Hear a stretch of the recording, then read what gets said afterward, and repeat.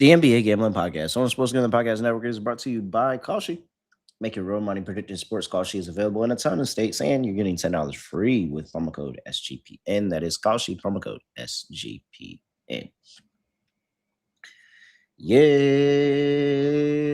sir. We are back with another edition of the NBA Gambling Podcast on the Sports Gambling Podcast Network. Now, me know the voice of the guys, me, really well, Terrell Furman Jr. here at your sir. Whoa. Where's my what? I don't see it. Where the music goes? It's right here. I got it. It's not on my screen. My drops are not on the screen. No, my drops. I don't have any of them. It's fine. I can do the drops. It's fine. All right, cool. Wow. I mean, I'm just looking. I'm looking, and when you clicked on it, it popped up, but like it's normally here and it's not here. If you heard him, that's Scott Studer show. Scott, what's going on? Well, now I got to pull up mine. So give me a second. See, it's crazy. I hit the button. Okay, there you go. Now it's going. Scotty, beat me up. Surprise. Yeah, feels good. They're going away. It's like they're not staying up here like they normally. Wow, I don't know. They relocated. It is what it is. But anyway, happy to be back for the NBA show. We of course just did a WNBA episode, so we just did some win totals. So once again, check that out if you want to see some women's basketball content for the off season. Same channel, of course, but we got some games going on Thursday. Some potential series clinching games. So we're going to talk about them. Yeah, we do. And also we want to go here and talk about these games even some more. Go check out Sports Gambling Podcast. We hopped on there last night. What was that last night? With Sean and Ryan, talked about the games that are going on tonight, and we talked about the games going on tomorrow. So make sure you go check that out. Get some more content and some more interesting things going on here. Shout out to Toronto for covering earlier today. Mm-hmm. All right. Let's see here. We've got a lot of action. 3 games here. 3 teams on the chopping block. We are at that point of the series where these elimination games are coming in full force for the people. We have, I'll talk to you about them in a second, but first I got to remind you that the Kentucky Derby is this weekend. Make sure you go check out that content over there at Sports Gambling Podcast. They gave you a Derby preview of everything you need to know to bet the Derby. Plus, you can go bet it over there at NYRA Bets. Head over there and make sure you use that link, nyrabets.com/SGPN25. You can get a free $25 Derby bet and plus $200 deposit match over there for new members at nyrabets.com/SGPN25. Scott. Yep. The Knicks. How do you feel? They're on the road playing Atlanta Hawks.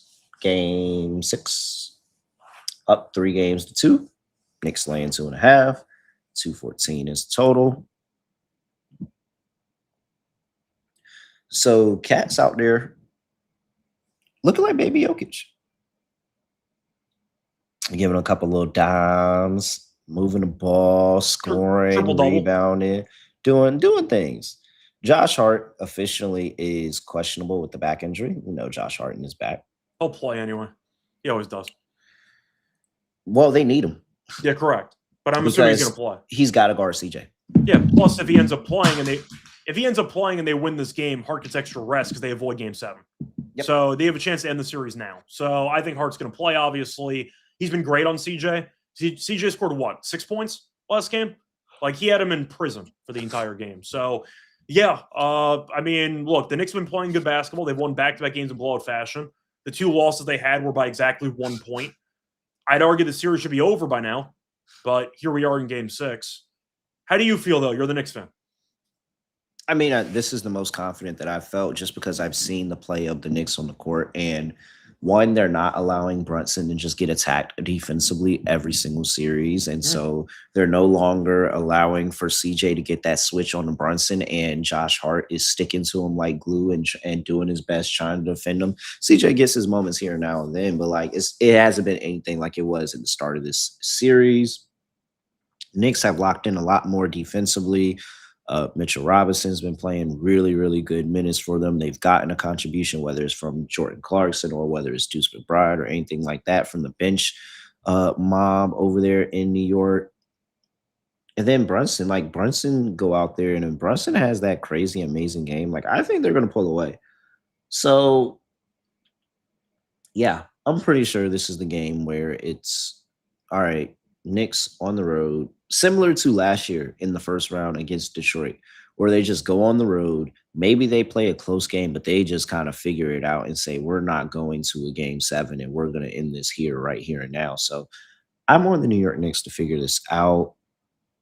Well, maybe I should be on the Hawks because I jinxed them, but were you on the Hawks last game or were you on the Knicks last game? I was on the Hawks the last 2 games. Okay. Do what you got to do as a fan. I know. So we'll see. But I do think that the Knicks can win this game. Yeah. Bing bang. I'm on the Knicks. I got nothing else to really add there. I think they're going to win this game pretty comfortably. Bing bang. Yeah, they just look a lot better than Atlanta, just simply put. I'd say out of the 10 halves of basketball that we've seen in this series, the Knicks have been better in 8 or 9 of those halves. It has really not been close. Of course, Atlanta had the massive comeback winning game 2. I thought that they outplayed the Knicks for almost all of game 3, and the Knicks still led by 1 in the final 20 seconds. So Atlanta's home court hasn't mattered that much so far in the series because the Knicks blew them out in game 4, and they were winning in the final 20 seconds of game 3. So I don't think home court matters that much, but the Knicks look a lot better. Brunson had a masterclass game. He had 39 last time around. Cat had a triple-double in game 4. They just have more talent. I thought the Knicks would win the series in 5. They probably should have won it in arguably 4 or 5. But the Knicks never make it easy, so they have to lose a couple of games at home. But once again, they are more talented than Atlanta. I thought the Landell injury was massive because they have no backup center depth at all. You're looking at Okonkwo, who just can't guard Cat. Cat's just bigger than him. And your backup center is Tony Bradley. Like, have fun with that. You have no front court depth at all. It is what it is. Your bench is non-existent besides Kuminga. They need Kuminga to be really good, which is a problem because they have no other bench players who I think are worth a damn on the entire team. Vincent's played some minutes. He hasn't been very good in his minutes, but the point is they use him a lot. Daniels had a good offensive game in the last outing. He had 17. Before that, he had not broken 9 in any of these games. Jalen Johnson's been fine. Not number 1 option on a playoff team good. They need him to have a superstar game, which he has not had yet. And McCollum, as you said before, was great earlier in the series. Hart's been guarding him, and it's been working out well for the Knicks. But Anunoby's been great. He's been the, I'd say, most underrated dominant player in the series. OG's been great in basically every single game. Cat's been really good when he gets the ball, which has been a question mark for Mike Brown, but he's gotten more involved lately. And Brunson got going and had 39 in the last game. So I see a pretty similar story to what we saw in the Pistons series last year. Bunch of road wins, bit of chaos, but eventually the Knicks win the road game 6 and they move on to the next round. Atlanta, simply put, is a tier below in terms of talent. The Knicks have dominated the boards recently. They have the better bench with Clarkson. Alvarado's been good recently off the bench. They just have more guys to throw out there compared to Atlanta. Atlanta basically has a 6 to 7 man rotation, and one of those guys is Gabe Vincent. So give me the Knicks minus 2.5. I took it early, actually. I already grabbed it at like money line at minus 120. I think they win this game going away. I'll go Knicks by margin, but give me Knicks minus 2.5. All right. 214s total. Could go either way because Atlanta really can't score right now, but the Knicks can definitely score on this team. So you could argue team total over for the Knicks and team total under for the Hawks, but that kind of gets you in no man's land for the actual full game total. I don't know. I agree. I would say slightly lean over, but yeah, I feel the same way. Yeah, if elimination game, Atlanta might start fouling down like 12. Like, who knows? All right, player props. Well, for starters, I got to go back to Bridges, who has been invisible for most of the series, but I'll go back to his under 4.5 rebounds and assists. It's cashed in every single game. It's minus 115. He has had less than 5 rebounds and assists in 7 straight games. He doesn't really do anything when it comes to his role with the roster. We know Cat and OG and Hart are on the glass. We know Brunson and Cat also have been assisting. Bridges is mainly now like a one dribble pull up kind of guy. That's really his only role on this team. He hasn't done anything in rebounding or assisting the entire series, and it's still at 4.5. Even if Bridges has a decent game, it's mainly through points. Give me Bridges under 4.5 RA. Until he goes over, I'll keep taking unders. He's at a less than 4 in every game of the series, and the line's at 4.5. So give me the under 4.5 Bridges RA. Cat over 35.5 PRA. Okay. Been over this in 4 of the 5. Game 2, that 420, the long day, that Cat did not get over this. So feel confident about that. Even though I know I probably won't do it myself, but you all should probably get down on Cat. We all know how he likes to act when I start putting my hard-earned dollars on Cat. But Cat should be really good. OG's been amazing in the series. Points and rebounds should be good. Excuse me, good there. Those are really the main 2 from the Knicks, and Brunson, of course. But those are really the main ones of the Knicks that I've been targeting. This has been a very good Cat and OG series. Yep. But once again, I'll keep fading Bridges with the RA because he does none of that in the series, and he hasn't needed to. Yep. All right, Kalshi. Real money prediction market, legal in a ton of states, and they have a whole bunch of different trading options for your favorite sports, NBA, WNBA, all of that stuff. Go check them out over there at Kalshi. New Kalshi customers get $10 when they use that promo code SGPN. That's Kalshi, KALSHI, promo code SGPN. We're also brought to you by Underdog. Pick higher or lower your favorite player's fantasy stats over there at Underdog. You can win some cash.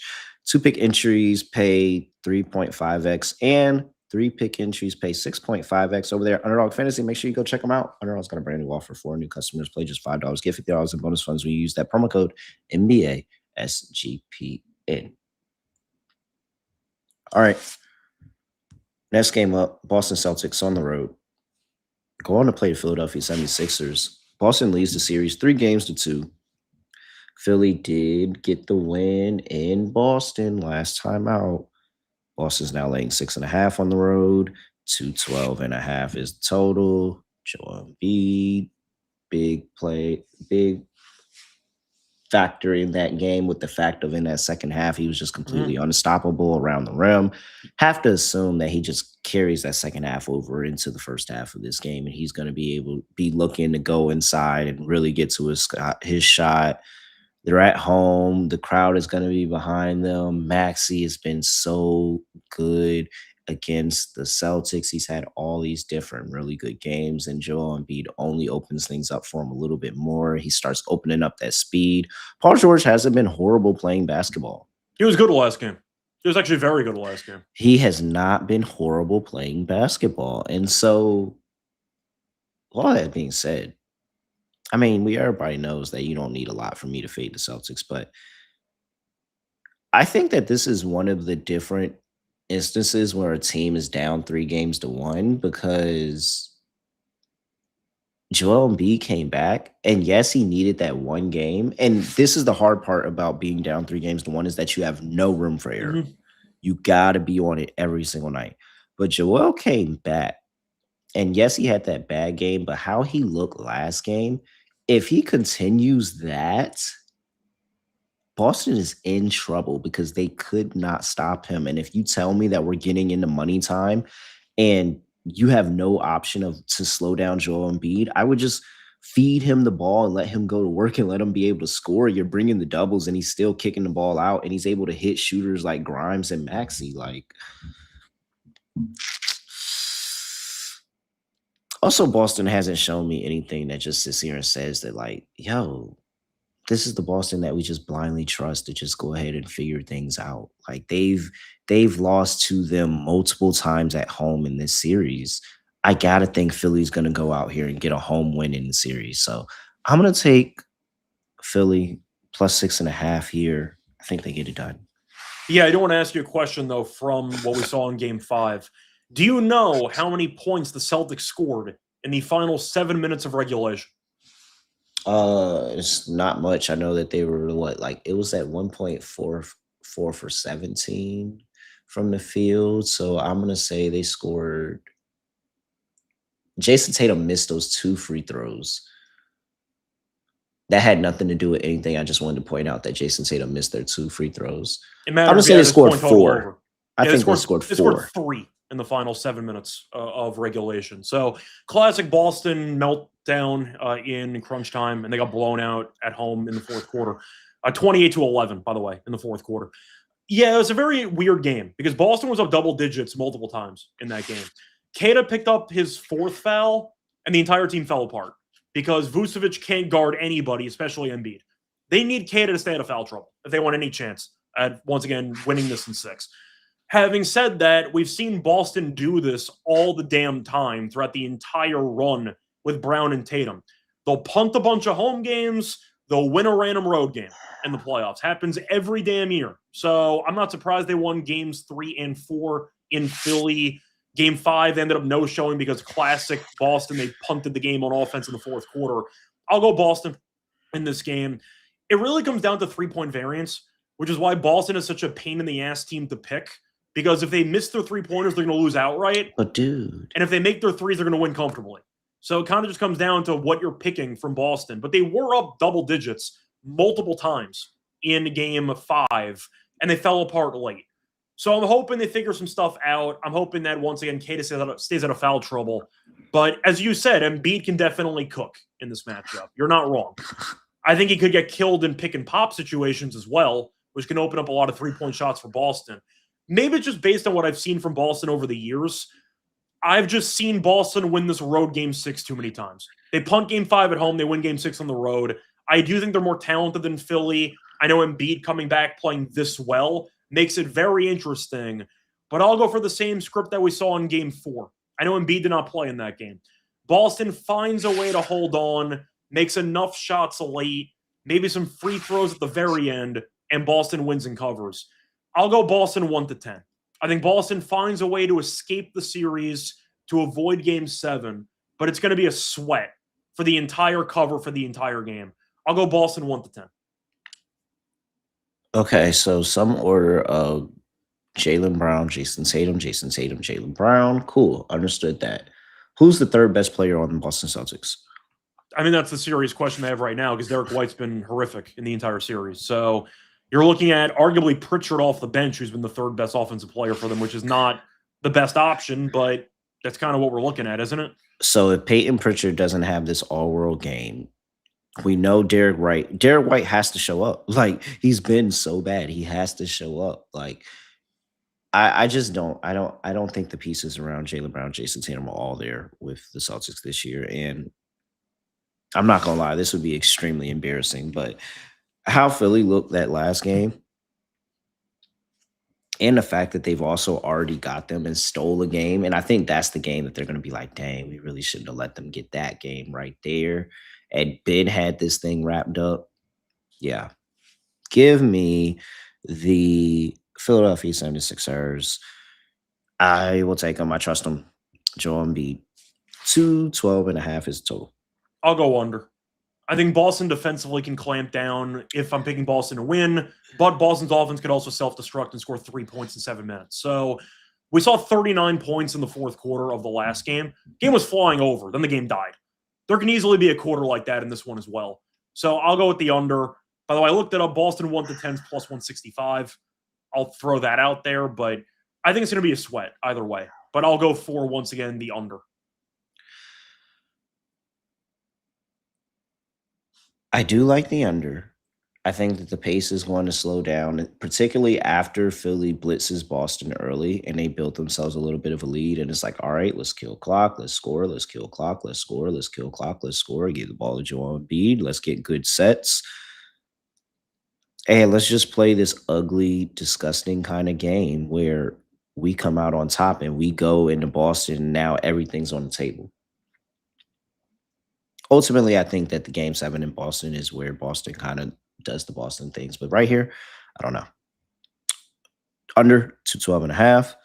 Player props. Yeah, so for starters, I know Oubre has been pretty bad lately. I actually don't mind an Oubre fade for this one. I ended up liking his under PA actually because he's had an adductor injury, so his groin's been bothering him for a little while, or his pelvis. But yeah, he's been horrible the last couple of games. The under 10.5 PA, he's had a total of 8 PA in the last 2 games combined. Embiid came back. You still have Paul George. You still have Maxey.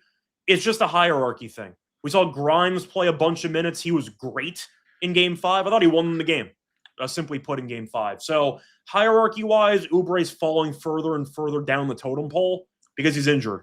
So based on that, I think I'm looking at what should be a very, I'd say, limited role for Oubre. So I'm going with the under 10.5 PA. I also did like Tatum rebounds at 10.5. He had, 14 last game? He's mainly been good on the boards. I know he was not very good on the boards against Philly in the 2 road games, but Embiid coming back, I think Boston needs extra bodies in the paint to help on the glass. So I don't mind Tatum rebounds in the game as well. All right. Let's see. I don't see Grimes, but later on, I could be very much interested in a Grimes points play coming off of the bench or threes and just saying he's the guy that Embiid is hitting on the outside and he's going to make a play and be able to score, and he feeds off the crowd at home. So Grimes could be very interesting there for me. Of course, I like Joel Embiid. I think just actually, the assist might be interesting. What's his assist at? I can pull that up. Is 4.5. Yeah, minus 110 on the over. Yeah, I can buy into that. For reference, he had 8 last game and 6 the game before that. Yep. Very much like that angle. Yeah, all right. That's enough for me. I don't need too much in there. Not too much dip on the chip in that one. All right, Rhythm. Your official data tool.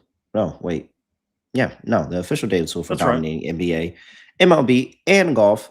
Make sure you lock in, check out Rhythm's models, help them cash in or build your own models. Play around with the sliders, see what you value, and go out there and try to make a model. Hey, if it doesn't work, move the sliders again. Keep on trying, go premium.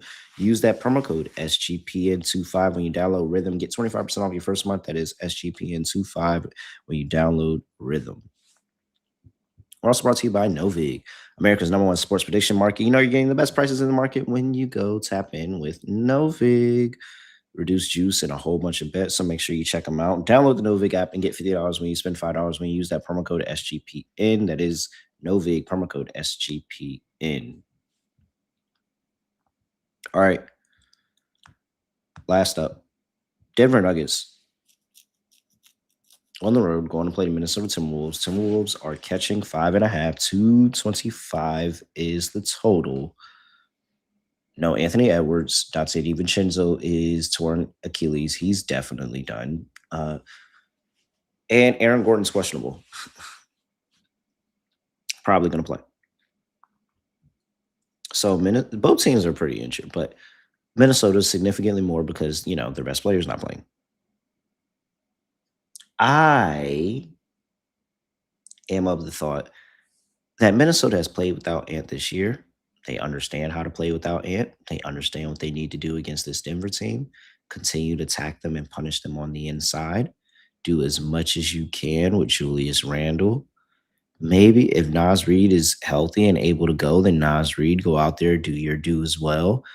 Ayo Dosunmu's been great this series. And then imagine if you get that random Jaden McDaniels games too. Like, I just see everybody thinking, no way Denver's 100% going to go get this done on the road.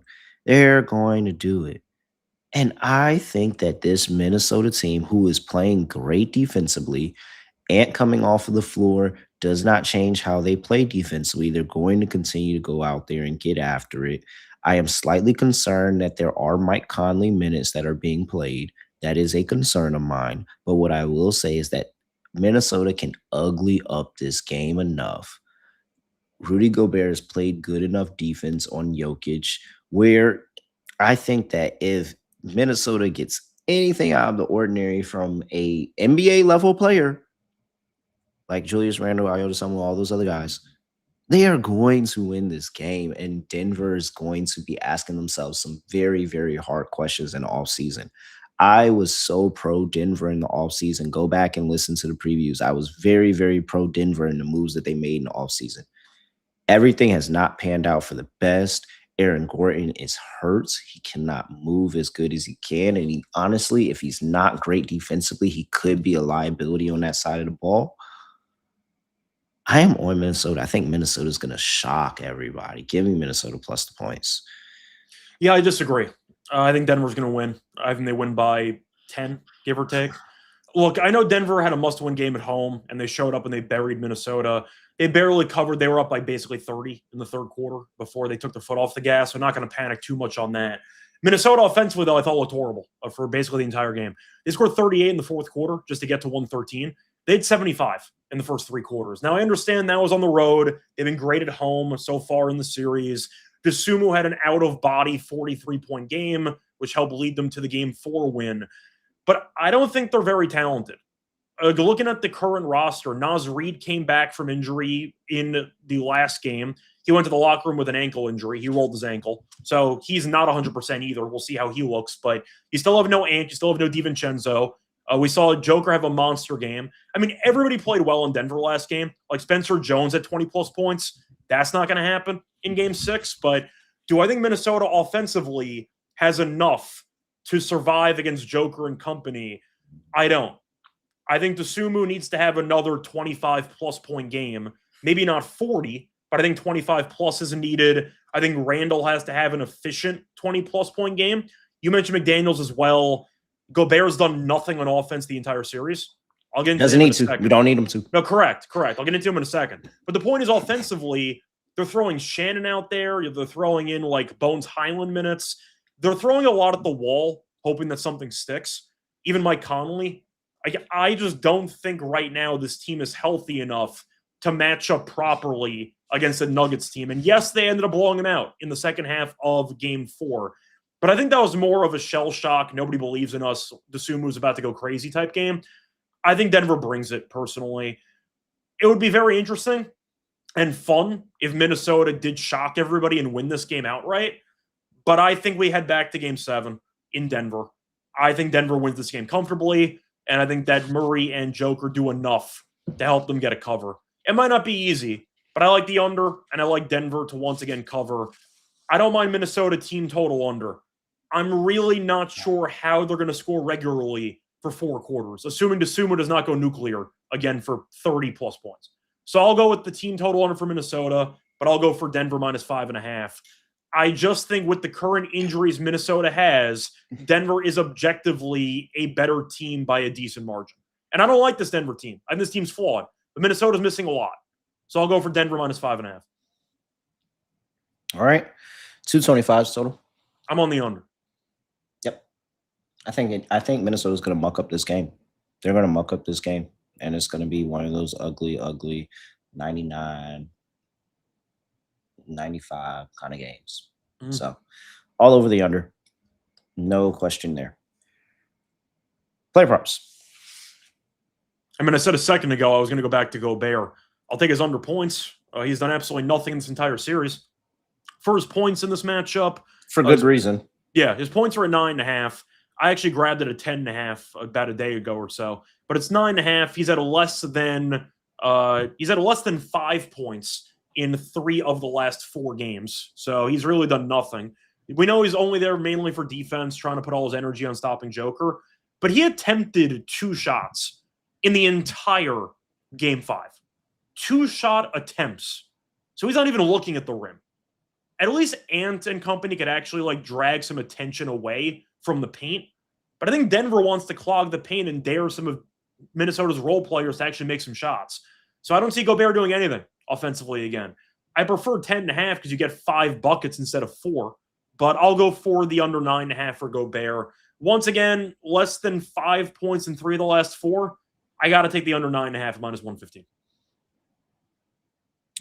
Julius Randle, they need you. Put on your cape.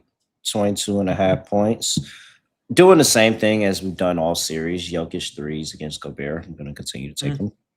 He continues to shoot them, try to shoot them over him. So over 1.5 there.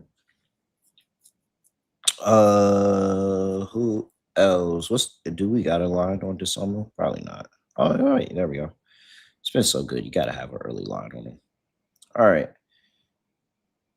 Points. He's at 19.5. And that's even money. And honestly, I think that's too short. He's so fast and he's so quick. They honestly can't keep up with him. And so he just continues to fly through, and he's not afraid to go at them inside of the painted area because he knows there's no rim protection there. Iota continues to have a good series and helps bring this team out of obscurity. Yeah. I like Minnesota, man. I do. All right. Lock, dog, underdog. Lock. Boston, Philly under 212.5. I think that Joel Embiid is going to slow that pace down tremendously. I think Philly is going to limit the number of possessions both teams have because they want to go ahead and survive. They're going to get out to an early lead, slow things down. Things are going to get very, very ugly towards the end as Boston thinks that this is a must-win game and Philly knows this is a must-win game. I like under 212.5 in this one. I think we are struggling to get to 200. Dog, Minnesota, money line plus 208. Prop.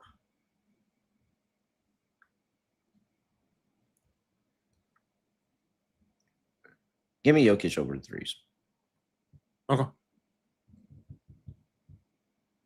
right. For my lock, give me the Knicks minus 2.5 at minus 104.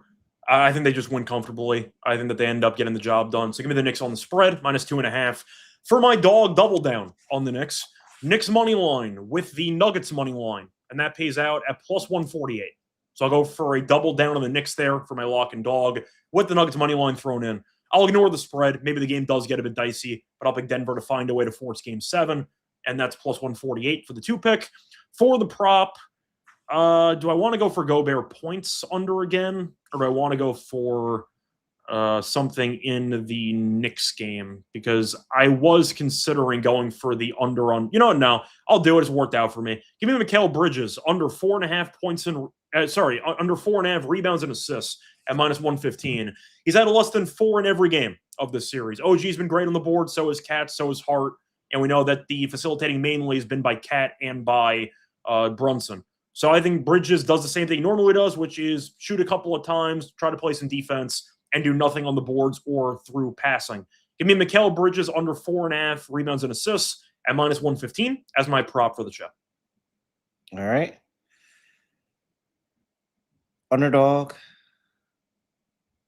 I like the Embiid assist angle, 4.5. Yeah, I'm fine with that. What else? We can underdog. I mean, do you want to just recycle Bridges again? We can do Bridges, or we can do Gobert. I like fading Gobert, but that's also a little bit. We can do both if you want. Their underdog's gotten some of the juice out of these, so that kind of sucks, but it's all good. Where's Bridges? Rebound, RA, some lowers here on this slip. Oh wait, no, Bridges isn't even up here. Okay. Then never mind. Robinson, Anunoby, Brunson, Hart. Yeah, Cat. Nope, Bridges isn't up there. All right. So we said Embiid assists already. We'll go with Gobert. I put Gobert already up there. Yeah, that's fine. So that's a lower 9.5 points. And then we need one more. Trying to think of what else we talked about for props on the show. I like maxi threes. I can get behind maxi threes. I can get behind that. Oh my gosh. Okay, so this is going to be a lower than normal entry, but it's fine. It's fine. All right. Tyrese Maxey, higher, 2.5 3-pointers made. Joel Embiid, higher, 4.5 assists. And Rudy Gobert, lower, 9.5 points. That is 3.97x. $100 gets you $397 over there. Underdog Fantasy. Make sure you use that promo code NBA SGPN. Scott, anything else from people before we get up out of here? Not really. A fun doubleheader for us with the WNBA content and then followed by the playoff games. Back once again for the same exact thing. WNBA followed by NBA. So check that out tomorrow. WNBA, by the way, is also on the same YouTube channel. So check that out on the NBA SGPN YouTube channel. But no, nothing else to add. Should be fun. We'll see if we get any Game 7s. All right. He's at Reichel Radio. I'm at __. Make sure you give us a follow at SGPN NBA, youtube.com/NBA Gambling Podcast. And give us a 5-star rating and review wherever you get your podcast. Apple, Spotify, doesn't matter. With that, that is it. I have nothing else to say, nothing else to do. No other way of ending the podcast. Just going to end it like this. We are out of here.